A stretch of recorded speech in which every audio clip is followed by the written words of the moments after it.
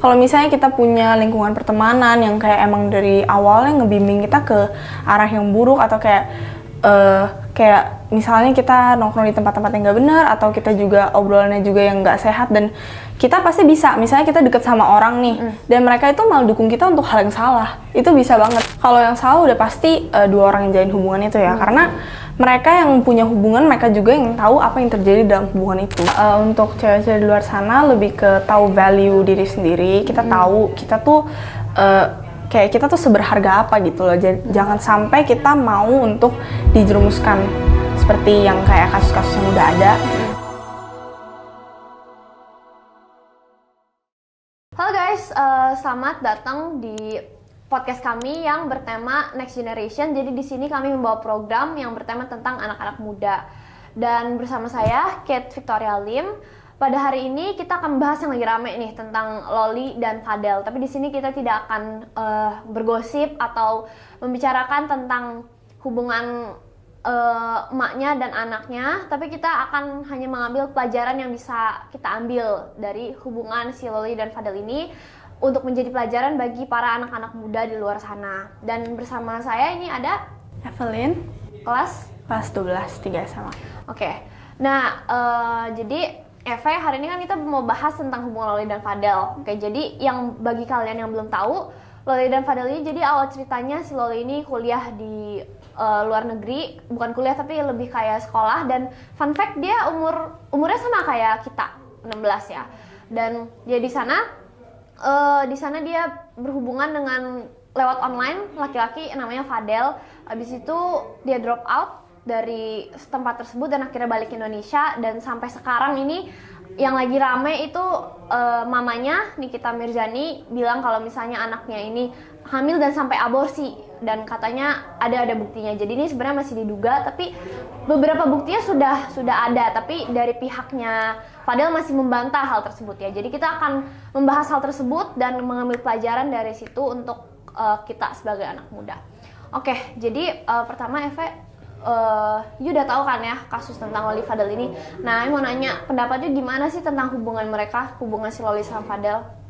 Menurut gue sih hubungan Loli sama Fadel tuh udah bisa masuk kategori hubungan yang gak sehat ya. Karena mereka kan, kalau yang kita tahu nih dari berita-beritanya, itu kan kayak ada misalnya si Lolinya sampai minjem duit sama orang-orang lain. Itu gara-gara cuman demi nebus Fadel supaya dia bisa keluar dari penjara kan. Kayak gitu aja udah explains a lot gitu. Jadi kita juga lihat dari track recordnya si Fadel, dia udah pernah melakukan tindakan kriminal juga sampai masuk penjara. Itu juga udah menjelaskan kalau dia tuh bukan orang yang baik. Dan dari standar pacaran yang mereka lakukan, kayak sampai mereka melakukan hubungan seksual dan segala macam itu ya diduga untuk melakukan hubungan seksual dan lain-lain itu udah nggak bagus sih, dan mereka bisa dibilang menjalani hubungan yang nggak sehat. Kenapa menurut you melakukan hubungan seksual itu nggak bagus bagi mereka? Karena sesuai aturan-aturan yang ada aja sih, itu kan kayak udah basic ya. Kalau misalnya kita masih menjalani hubungan pacaran, apalagi belum ada yang sah dan semuanya, itu pasti kita tahu batas dong. Jadi kita nggak melakukan hal-hal yang di luar batasan itu, apalagi sampai melakukan tindakan-tindakan yang kayak hubungan seksual dan segala macem. Dan seperti yang kita tahu juga, si Loli kan diduga untuk hamil kan, dan dia juga diduga melakukan aborsi. Jadi dari situ kayak sampai melakukan hal-hal yang di luar batas kita cuman demi hubungan gitu. Hubungan yang bahkan belum sah. Dan menurutnya kenapa sih si Loli ini bisa sampai seperti itunya, segitunya, kalau kata mamanya ya, sampai hubungan seksual, terus sampai ngelakuin aborsi dan minjem duit ke beberapa orang buat si Fadel katanya. Kenapa sih menurut you, apa yang nyebabin dia jadi seperti itu? Menurut gue sih ini gara-gara hubungan mereka emang pada dasarnya udah toksik kali ya. Jadi dari awal si Loli ini mungkin udah terjebak di dalam hubungan itu, dan dia mungkin terlalu, tanda kutip, terlalu sayang gitu sama pacarnya. Jadi dia rela melakukan apapun, terus jadinya hubungannya jadi arahnya udah nggak bener gitu dari awal. Nah kan tadi you bilang kan kalau misalnya dia begitu karena udah istilahnya cinta buta banget. Nah menurutnya apa sih yang bikin si Loli ini cinta buta banget sama Fadel? Karena kalau menurut Ayah itu dia ya nggak seganteng misalnya artis-artis Korea gitu kan. Dibilang berbakat, Menurutnya apa karena bakat narinya dia atau apa? Kenapa Loli bisa sesayang itu sama si Fadel menurutnya? Pandangan orang beda-beda sih ya, nggak bisa bilang kayak dari kita doang, dari sudut pandang kita doang. Tapi ya mungkin selama menjalani hubungan itu Loli dapet quality-nya dari si Fadel yang dia suka gitu. Tapi kalau kita bisa lihat dari secara umumnya lagi, kita sebagai netizen gitu, kita lihat berita-berita yang ada, sebenarnya agak bingung juga sih, karena kayak orang-orang bilang dia juga banyak kayak isunya ya, ngechatin cewek, terus habis itu bahkan sampai ada yang screenshot di media juga tentang kayak dia ngechatin cewek lain gitu di belakang Loli gitu kan. Jadi kalau dari situ sih mungkin emang ceweknya udah terlalu terpikat aja sih sama cowoknya. Oke. Nah, kan you juga mungkin harusnya tahu ya, si mamanya Nikita Mirzani udah sampai jemput si Loli dari apartemennya. Kemana ada tuh videonya beredar, dan dia juga mamanya ngelaporin si Fadel pacarnya ke polisi. Menurut you wajar gak sih emaknya bertindak seperti itu? Gitu. Wajar banget sih, karena gimana, itu kan naluri seorang ibu ya. Jadi sebagai ibu pasti kita peduli sama anak kita. Kalau misalnya dia terjerumus sama hal-hal yang negatif, pasti kita kayak istilahnya mau menyelamatkan mereka kan. Jadi kayak dia pasti udah lihat anaknya ini mungkin menjalani hubungan yang gak sehat gitu sama si Fadel kan. Jadi dia pengen menyelamatkan aja sih dari yang pengaruh-pengaruh buruk gitu. Oke. Nah, sekarang kita masuk ke ininya ya, apa yang kita bisa ambil dari sini. Jadi kalau menurut you kan kita udah lihat kan kata mamanya si Loli ini sampai hamil aborsi, minjem duit kesana sini. Nah, kalau menurut you dalam berpacaran itu harusnya batasannya kayak gimana sih biar kita bisa berpacaran secara sehat kayak gitu? Menurut you gimana? Kita harus tetap tahu value kita sih sebagai seorang gitu kan. Jadi kita harus dalam hubungan berpacaran istilahnya memang kita berkomitmen, tapi jangan sampai melakukan hal-hal yang di luar batas gitu, yang kayak sampai melakukan hubungan seksual atau yang lain sebagainya, atau sampai bahkan yang kayak dia lakukan yang kayak minjem duit gitu, sampai istilahnya rela mati lah ya untuk pacar gitu kan. Itu kayak sesuatu yang nggak perlu banget, dan kita harus respect satu sama lain sih, nggak sampai ngerusak mereka atau apalagi manfaatin mereka atau apapun gitu. Oke. Kalau misalnya nih, you jadi orang tua, you ngeliat anak you pacaran sama orang kayak Fadel, itu gimana? Kalau gue sebagai orang tua gitu ngelihat anak gue, gimana ya, sebenarnya mungkin awalnya si mamanya juga nggak tahu kan si Fadel tuh orang kayak gitu kan. Iya, tapi dari awal mamanya udah nggak suka sama si Fadel itu. Mungkin kalau lihat dari seiring berjalannya waktu, lihat anaknya dibimbing ke jalan yang nggak bener, kalau misalnya gue sebagai orang tua nih, itu bakal nggak seneng juga sih, dan pasti kita bakal nyuruh anak kita buat udah jangan jalan hubungan sama orang kayak gitu. Tapi kan lagi-lagi itu balik ke anaknya ya. Iya, kalau anaknya nggak mau. Kalau anaknya nggak mau, gimana ya, kita lebih ke support dia aja sih, dan kita monitor juga apa yang dia lakukan. Jadi jangan sampai dia ngelakuin hal-hal yang di luar kemampuan dia, di luar batasan dia, jangan sampai kelewat batas. Jadi dari awal sebenarnya harus dicegah ya. Iya. Tapi kalau itu udah terlanjur terjadi, you bakal gimana? Misalnya you punya anak, dia pacaran sama orang kayak Fadel, terus anak you misalnya hamil, terus aborsi gitu, you gimana? Gimana sih, kita harus tetap lindungin sih ya.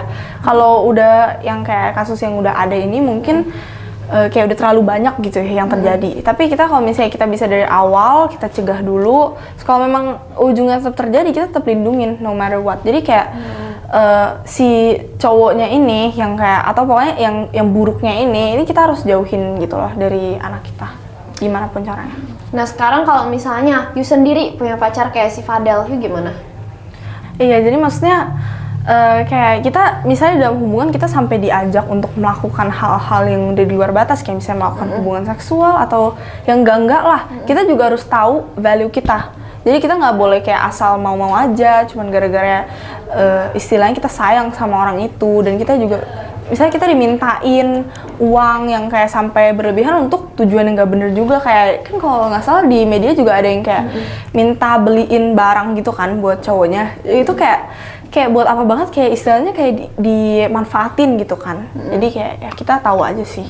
Tapi kan kita, kalau kata orang ya, cowok sama cewek, kalau laki-laki sama perempuan kalau pacaran tuh perempuan lebih pakai emosional, sementara cowoknya lebih pakai logika.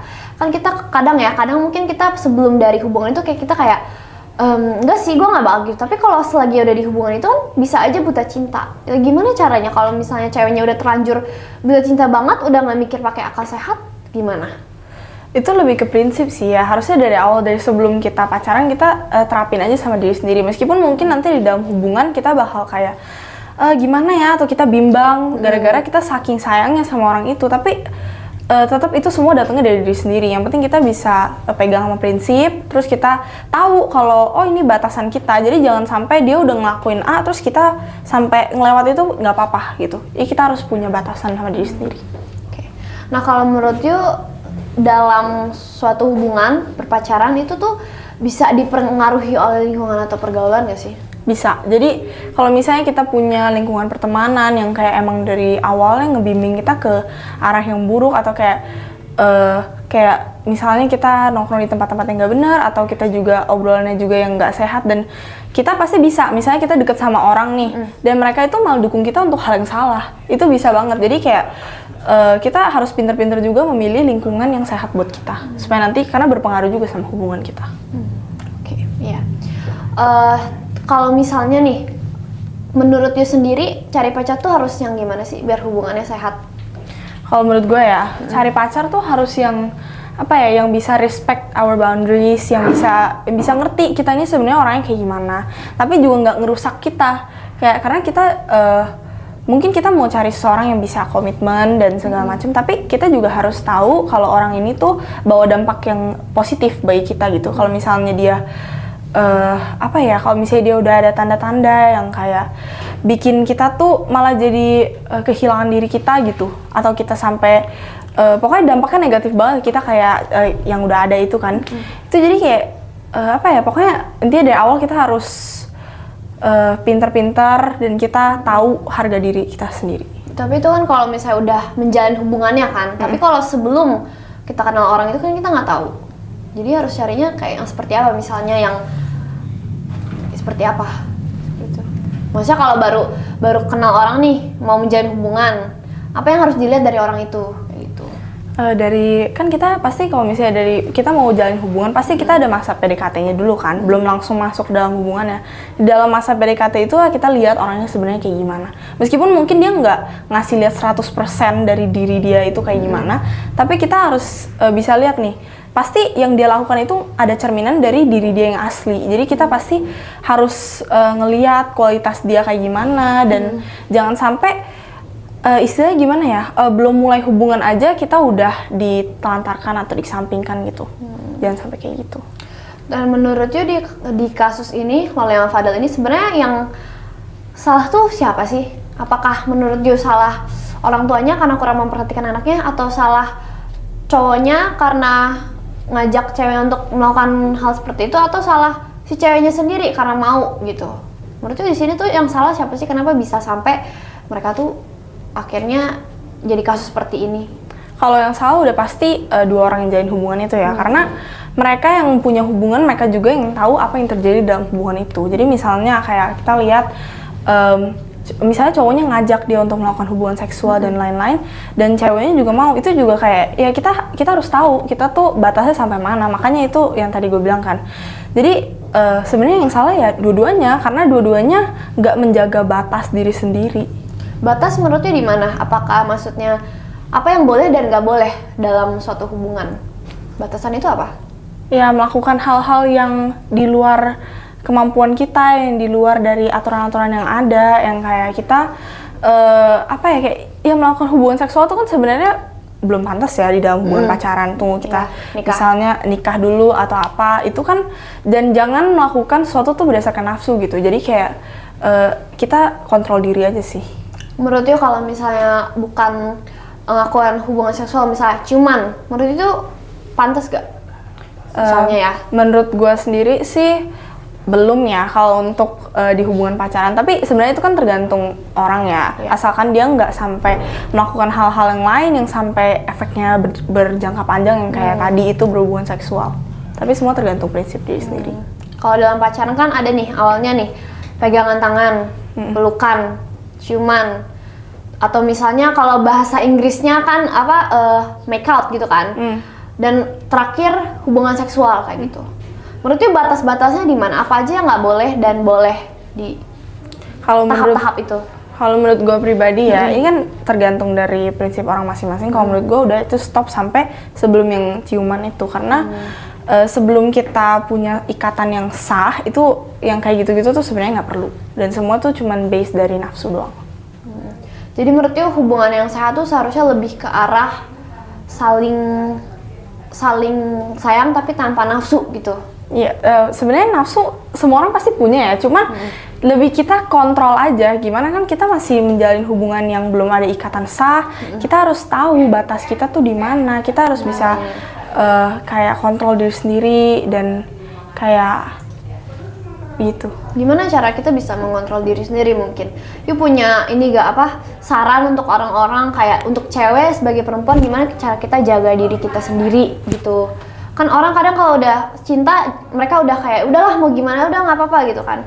Gimana sih caranya biar untuk orang-orang di sana, cewek-cewek di sana biar mereka bisa jaga diri sendiri, itu punya saran? Kalau menurut gua untuk cewek-cewek di luar sana lebih ke tahu value diri sendiri. Kita tahu kita tuh kayak kita tuh seberharga apa gitu loh.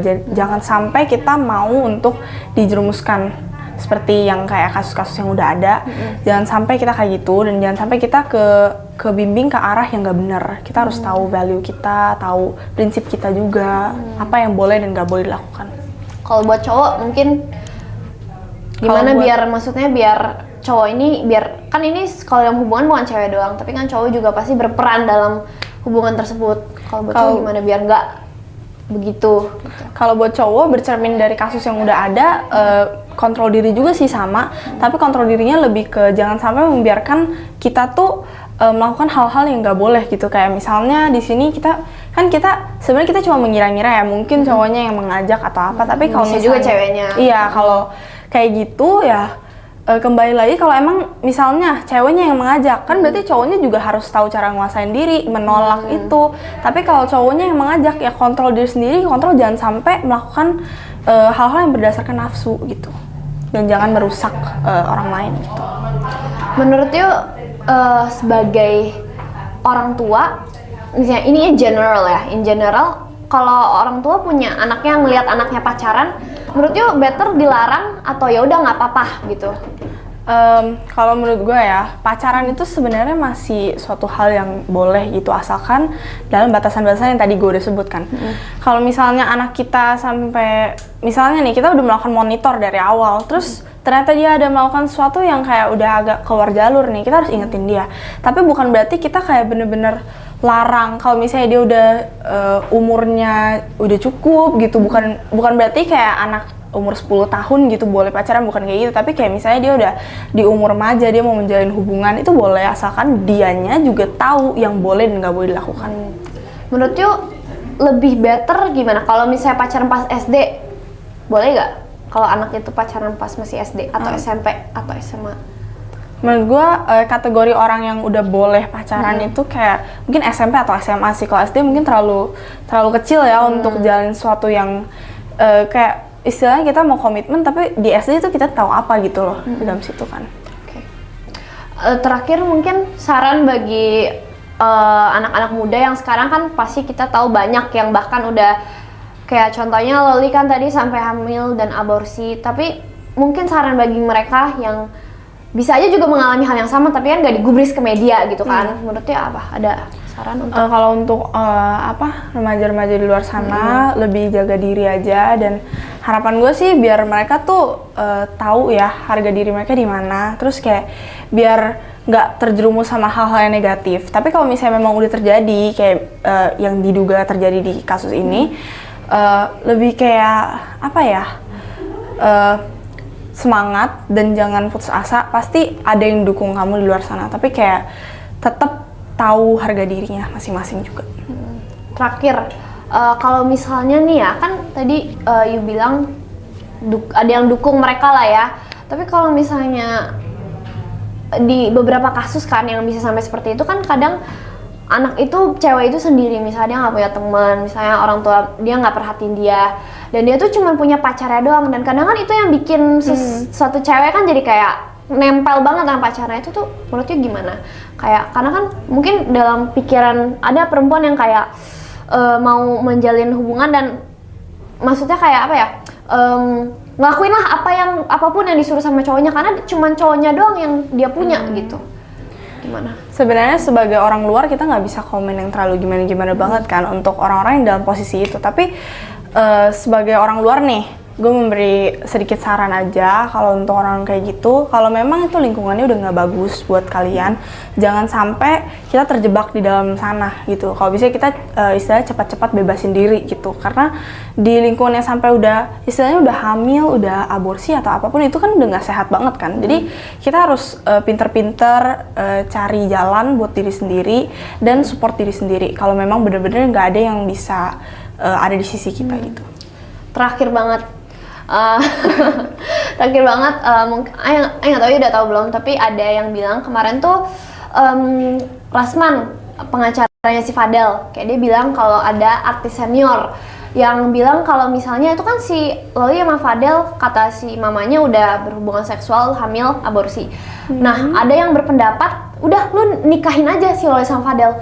Menurut itu gimana? Apakah harusnya kalau misalnya udah seperti itu, apakah mereka harus nikah atau gimana menurut you?